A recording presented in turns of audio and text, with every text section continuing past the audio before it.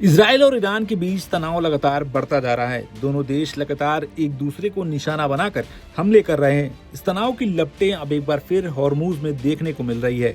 अब ताजा हमला हॉर्मूज स्ट्रेट के पास एक तेल से भरे जहाज में हुआ है।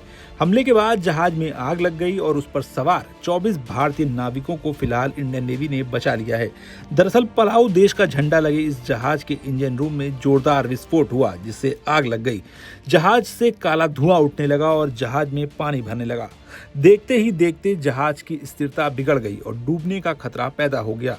नाविकों ने तुरंत मदद के लिए डिस्ट्रेस कॉल जारी किए। इस जहाज पर कम से कम 24 भारतीय नाविक सवार थे।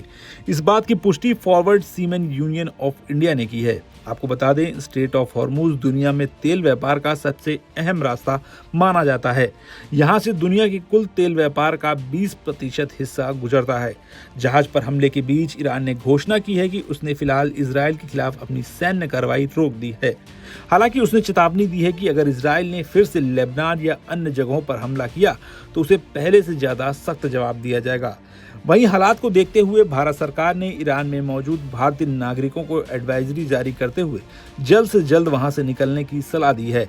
विदेश मंत्रालय ने कहा है कि क्षेत्र की सुरक्षा स्थिति पर लगातार नजर रखी जा रही है और जरूरत पड़ने पर भारतीयों की मदद के लिए जरूरी कदम उठाए जाएंगे।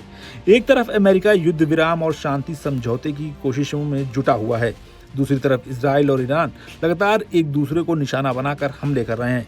इस तनाव के बीच ईरान में मौजूद भारतीय दूतावास को भी एडवाइजरी जारी करनी पड़ी है।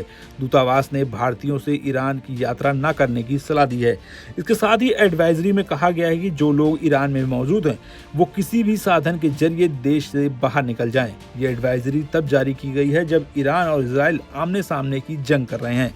इससे पहले इजराइल ने सीज फायर के बीच ईरान पर सीधे तौर पर हमला नहीं किया था। ईरान को कमजोर करने के लिए इजराइल लेबनान में हिजबुल्लाह के ठिकानों को निशाना बनाया था।